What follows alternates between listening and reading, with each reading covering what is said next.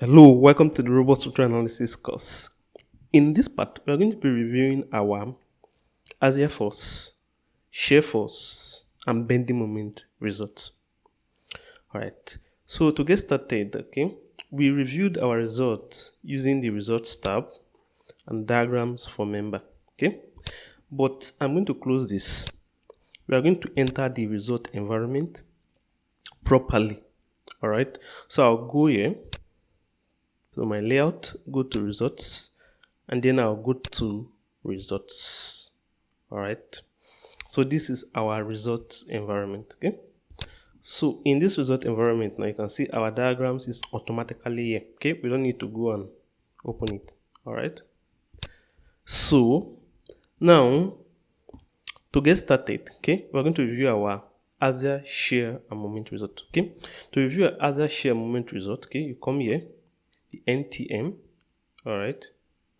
So if I come here now, Fs is my axial force,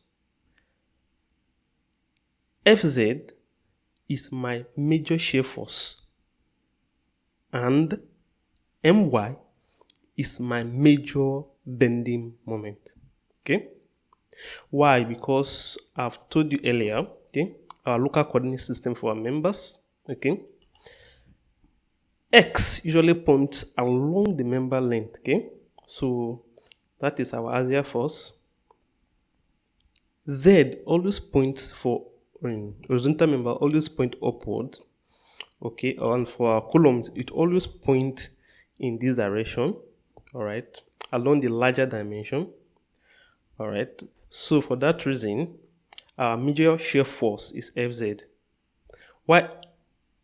Y usually points across, along the shorter dimension, and for our rafter, it will point along the shorter direction, which means the major bending moment will happen in this plane, around it, So that's why My is our major moment, Now to start with, I'll click on the Fx, the axial force, and click on apply. All right, this is for the self weight of the structure. All right, I'll switch it to, for my axial force, I want to see my axial force due to my ultimate limit state load, which is 8. All right, 1.35, 1.35, 1.5, So if I click on normalize now, I would go closer, click on normalize. All right, so you can see these are my axial forces, I can come to parameters, labels, make sure it's differentiated, field, and click on apply. All right, so you can see the axial forces in my members. All right,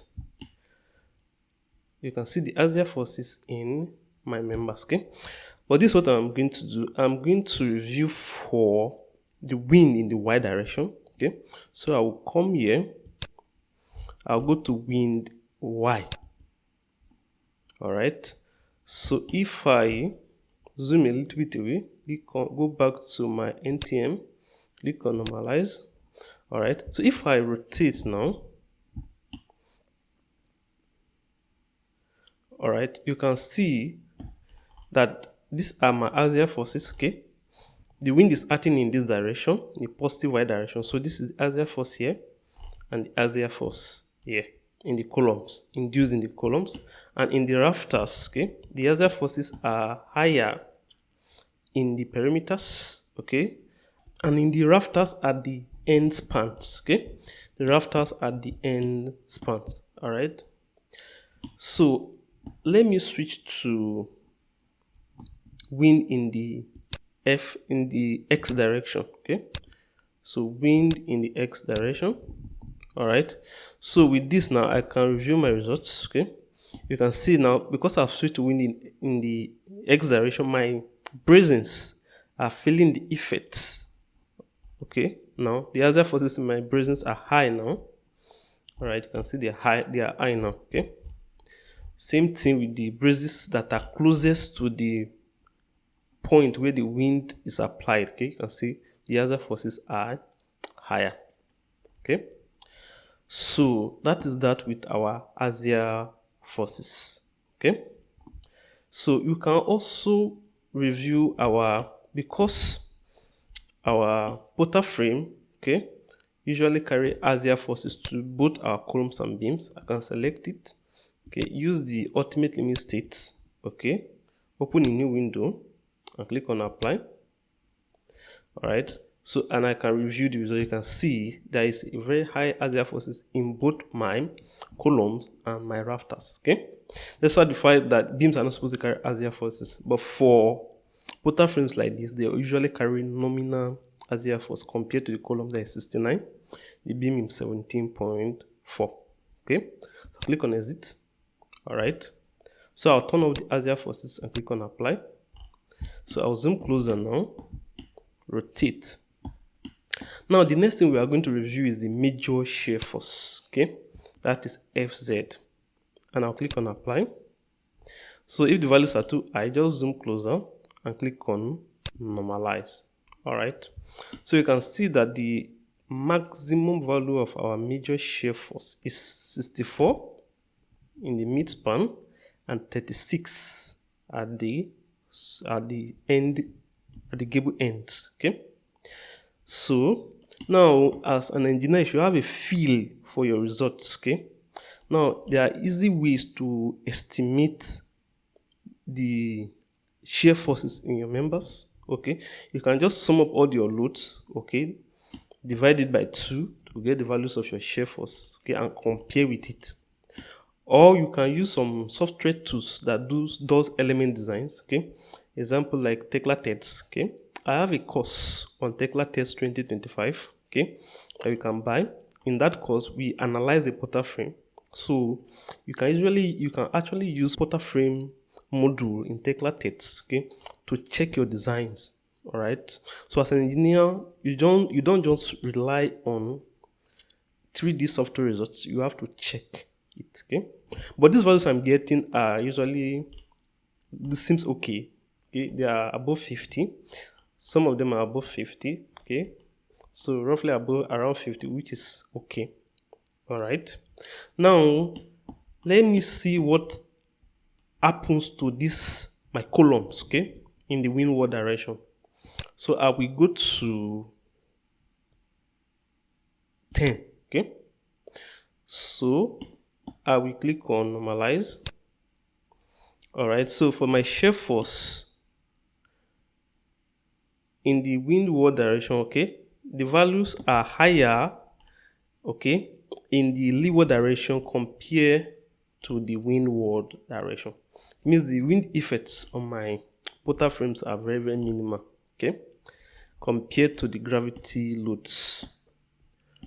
All right, so if I check for the X direction, all right, you can see that the rafters are feeling more of the suction pressure from the wind than the columns. All right, than the columns. All right, so that is that with our shear force. Okay, now the next one I would like us to review is our moment. So I'll turn off the shear force. Okay, activate my major bending moment and click on apply. So if I switch to my ultimate limit state case, okay, you can see that the highest moment is 134 and 98. All right, remember, so if you want to view it in a plain view, okay, you can come here. All right, select a particular frame, click on open in new window and click on apply. All right, so that you can view it properly. All right, so you can view it properly. All right, so you can see now the moment here at this point is 98, while the moment at the support at the if level here, the junction between the rafter and the column is 134. All right, that is the maximum bending moment. Okay, so we can also check it for wind in the y direction, which is this one.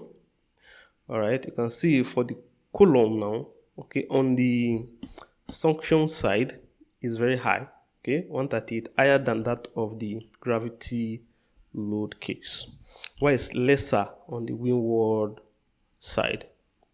All right, So I'll click on exit.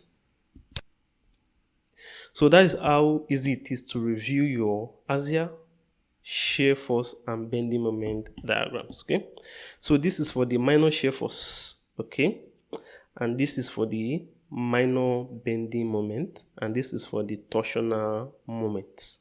Okay, so I'll click on apply. Okay, turn on my claddings once more. So with this now, we've successfully reviewed our axial, shear force, and bending moment diagrams. Thank you.